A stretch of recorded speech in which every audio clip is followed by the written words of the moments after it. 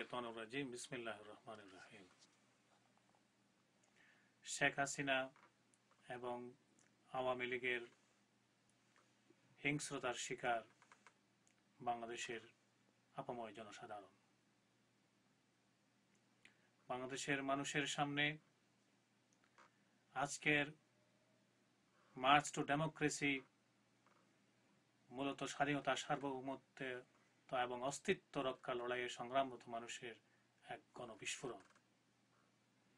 সারা বিশ্বে ছড়িয়ে ছিটে থাকা সকল সচেতন দেশপ্রেমিক বাংলাদেশি এই কর্মসূচির সফলতা কামনা করছে।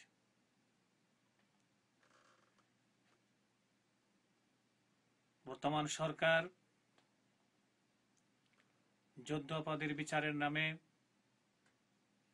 সৎ, সাহসী, দেশপ্রেমিক, ইমানদার রাজনৈতিক নেতৃত্বকে ধ্বংসের এজেন্ডায় নেমেছে। ইতিমধ্যেই শহীদ আব্দুল কাদের মোল্লার মৃত্যুদণ্ড কার্যকর করার মধ্য দিয়ে সচেতন দেশবাসী এবং বিশ্ব বিবেকের কাছে তা প্রমাণিত হয়েছে।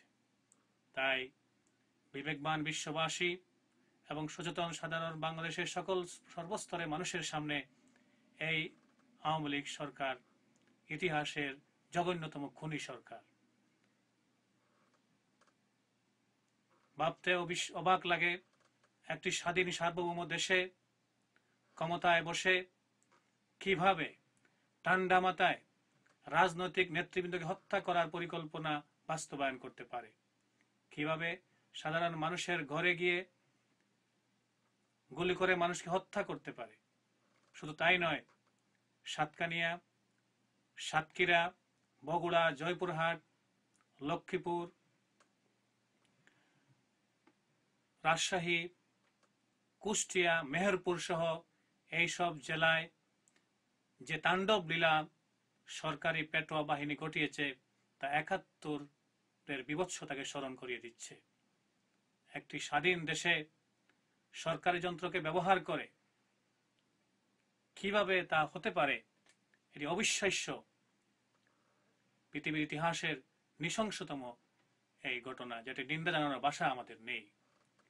এই পরিপ্রেক্ষিতে অবিলম্বে এই গণজাগরণের সফলতা ছাড়া বাংলাদেশের মানুষের সামনে কোনো বিকল্প নেই।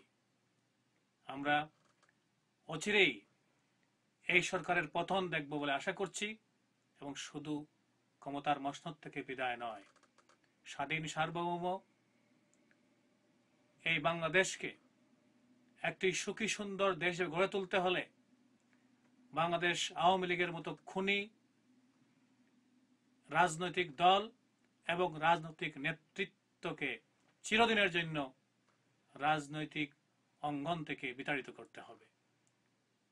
এ বিষয়ে সর্বস্তরের দেশবাসী যে জাগরণ সৃষ্টি করেছেন, এই জাগরণকে চূড়ান্ত মঞ্জিলে পৌঁছে দেওয়া ছাড়া আর কোনো বিকল্প হতে পারে না।